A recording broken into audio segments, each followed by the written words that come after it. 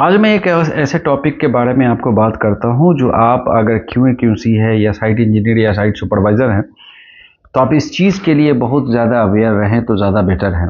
क्योंकि अगर ये चीज़ आपने नहीं की या कोई गलती ऐसी हो गई तो आपके साथ में बहुत बड़ा मुसीबत आ जाएगा।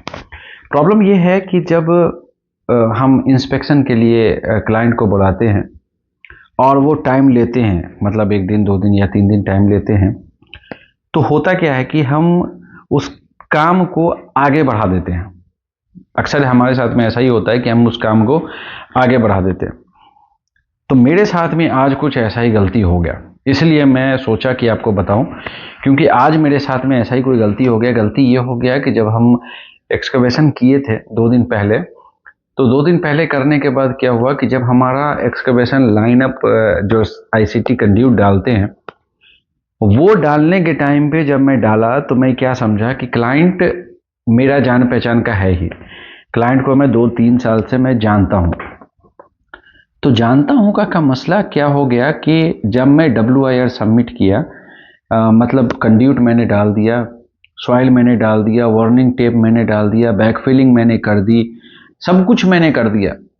ठीक है, जैसा मैं पहले करता था वैसा मैं सब कुछ कर दिया। करने के बाद जब मैं WIR सबमिट किया तो प्रॉब्लम ये हो गया कि जो मेरा अपना जो पहचान वाला था, जो क्लाइंट था पहचान का, जो साइड पे आते भी नहीं थे और मेरा WIR एक्सेप्ट हो जाता था, क्लियर हो जाता था, वो WIR जब मैं सबमिट किया तो वो बंदा कोई दूसरा बंदा, क्योंकि वो जो हमारा जान पहचान वाला बंदा था ना, वो गया हुआ था वेकेशन पे। अब हुआ क्या कि उन्होंने मेरे को फ़ोन किया, कोई दूसरा बंदा जो है उनके रिप्लेसमेंट में जो आया था, उन्होंने मुझे फ़ोन किया कि आपका नंबर ऐसा ऐसा है, तो आपने WIR डाला है तो आप आकर के मुझसे मिलो। तो मैं फिर वापस से गया क्लाइंट से मिलने के लिए। मैं सोचा ये कौन है, बंदा नहीं है, मुझे पता ही नहीं है भाई, चेंज हो गया या क्या हो गया। तो समझ में आया कि रिप्लेस हुआ है कुछ दिन के लिए, क्योंकि वो 1 महीने 1.5 महीने के लिए छुट्टी पे गया हुआ। ठीक है, मैं कहा चलो ठीक है, मैं मिलता हूँ।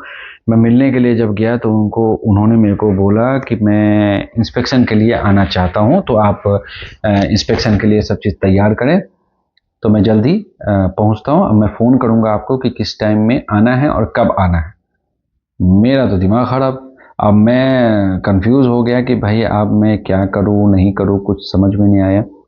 ठीक है, तो हुआ ये था कि उसको मैंने अच्छे से समझाया, जबकि पाकिस्तानी बंदा था, कोई मसला नहीं हुआ। तो मैंने उनको अच्छे से समझाया कि भाई इससे पहले जो नवाज़ भाई, मतलब जो बंदे थे जो काम कर रहे थे, जो क्लाइंट था, वो अच्छा खासा रिलेशन हमारा था। तो हमने कभी भी जो है ना इंस्पेक्शन के लिए उनको फ़ोन कर दिया। उन्होंने सिर्फ इतना बोलते थे कि वो आप फ़ोटो लेकर के मुझे भेज दो, मैं आपका क्लियर करता हूँ। ठीक है, तो इस तरीके से मैं उनसे ये सारी डीलिंग हमारी चल रही थी। सो ठीक है, तो क्योंकि तुम्हारा ज़्यादा मसला वाला काम है नहीं और बार बार मुझे इंस्पेक्शन पे जाना सेम काम के लिए मुझे अच्छा नहीं लगता है, तुम सिर्फ पिक्चर भेज दो, अब इतने दिन से काम करो, तुम्हें भी मालूम है क्या करना है। तो मैंने कहा चलो ठीक है। तो इसी तरीके से हमारा चल रहा था। हमें नहीं पता था कि आप उनके रिप्लेसमेंट में आए हो और वो जो है वेकेशन पे गए हैं, तो कुछ समझ में नहीं आया। तो फिर उनको कहा कि भाई तो प्रोसीजर मेरे को बता दो। कि मैंने रियली ऐसा ही है कि ये तो अब जो हो गया सो हो गया। तो अब मानने से रहा बंदा। पहले तो परेशान किया, स्टार्टिंग में बहुत ज़्यादा परेशान किया कि नहीं मुझे तो देखना पड़ेगा भाई, क्योंकि मैं नया आया हूँ और मुझे पता नहीं है कि आप किस तरीके से काम करते हो, आप बाकी के साथ में क्या चल रहा था नहीं चल रहा था, तो सो हमें पता ही नहीं है कुछ भी। मैं बोला चलो भाई अब क्या करूँ मैं। तो मैं उनको फिर अच्छे से समझाया, कन्विंस किया कि भाई ऐसा नहीं है। अगर कोई दूसरी जगह में हमारा जो आगे प्रोसेसिंग काम चल रहा है, जैसे ही होगा मैं पहले ही आपको आने, अगर पिक्चर आप बोलते हो तो मैं पिक्चर आपको देता हूँ, कोई नहीं मसला, मैं पिक्चर्स नहीं। पहले तो ये डिस्कशन चलने लगा सारी चीज़ें कि नहीं भाई मैं पहली बार आया हूँ, तो आपका काम कैसा है नहीं है मुझे तो नहीं पता ना, आपको WIR डालने से पहले एक बार मिलना चाहिए। तो मैंने कहा उनसे कि मुझे तो पता ही नहीं था कि उनके रिप्लेसमेंट में कोई आया है या फिर वो वेकेशन पे जा रहा है, मुझे तो पता भी नहीं। अगर आप अभी आए हैं तो हमारा सेम काम दूसरे VO में चल रहा है, तो मैं ये काम ख़त्म करके आपको प्रोसीजर उसके हिसाब से आपको समझा दूंगा और जैसा आपको चाहिए वैसा मैं आपको बताता हूँ। ठीक है, आप कैसा कैसा करना चाहते हैं, क्योंकि क्लाइंट है हर एक क्लाइंट का जो दिमाग है, हर एक क्लाइंट का जो प्रोसीजर है वो अलग अलग है। भाई मैं जाऊंगा तो जाऊंगा, कोई बोलता मैं नहीं जाऊंगा, भाई बहुत थक गया हूँ, छोड़ दो, तुम मारो बैकफिल, कोई बात नहीं है, मैं कर लूंगा आगे। ठीक है, तो ये सारी चीज़ें होती हैं। लेकिन ये नया बंदा था तो कुछ हो नहीं पाया। मैं उनको फिर बोला लास्ट में आकर के कि भाई एक काम करें, इस बार जो है ना आप मुझे माफ़ करें, ठीक है, इस बार जो है ना मेरा कैसे भी करके ये WR, क्योंकि मैं वापस से खोद करके, वापस से एक्सकवेट करके मैं आपको नहीं दिखा सकता, मैं आपको क्या बताऊं अब। तो फिर भी कितना बोलने के बाद थोड़ा अच्छा मतलब बातचीत हुआ थोड़ा सा।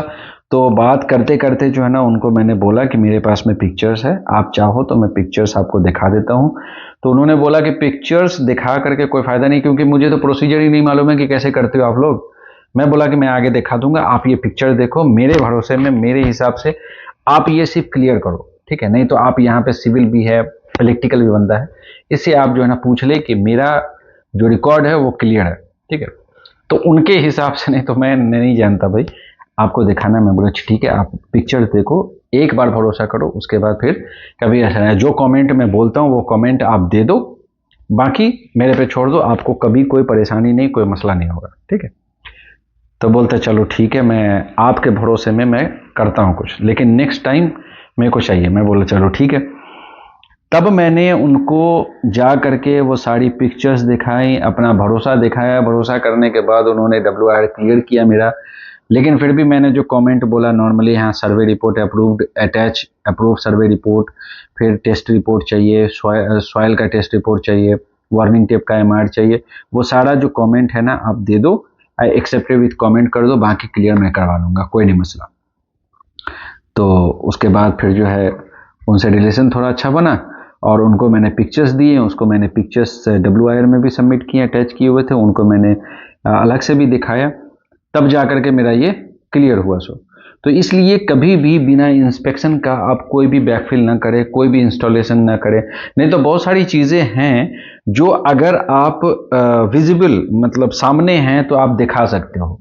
अब कोई अंडरग्राउंड में है तो आप उसको दोबारा नहीं दिखा सकते, या तो उस जगह का परमिट नहीं मिलेगा, या परमिट दोबारा लेने के लिए आपको मसला हो जाएगा। और अगर कोई ICT रूम है या फिर कोई बिल्डिंग है जो हो चुका है, आप उसको वापस से खुलवा के नहीं दिखा सकते। तो इसलिए इंस्पेक्शन उसी टाइम में करवाएं जिस टाइम में आपका काम कंप्लीट हुआ है, ठीक है। तो इस तरीके से अगर करेंगे तो ज़्यादा अच्छा होगा। विदाउट इंस्पेक्शन कभी भी वर्क डन ना करें तो ज़्यादा अच्छा होगा, क्योंकि मेरी तरह ही आपको, ये तो बंदा अच्छा था कि थोड़ा हैंडल हो गया, नहीं तो बाकी बंदे तो खुदवा देते पूरा यहाँ से वहाँ तक। भाई एक्सकेवेट करो, वापस अंदर क्या डालो, कैसे डालो, मेरे को पता भी नहीं है, तुम करो जो करना है सो, ठीक है। तो इस तरीके से ये सारी चीज़ें हैं जो अवेयर करनी है, और जो QA/QC को ध्यान में रख करके, साइट इंजीनियर जो है उसको ध्यान में रख करके, बिना इंस्पेक्शन के कोई भी चीज़ शट डाउन नहीं होना चाहिए, बैकफिल नहीं होनी चाहिए, या फिर लॉक नहीं होना चाहिए, ठीक है। तो आपको इसी तरीके का आइडिया चाहिए तो मुझे फॉलो करें, कमेंट करें। बाकी अगर कोई प्रॉब्लम हो या फिर कोई भी तरीके का कोई मुश्किल आ जाए कहीं पे, या कोई डॉक्यूमेंट चाहिए हो, तो मुझे कमेंट करें, मैं ज़रूर आपकी मदद करूंगा, और ज़रूर आपको जो सबमिशन चाहिए मैं बना करके आपको मेल करूंगा।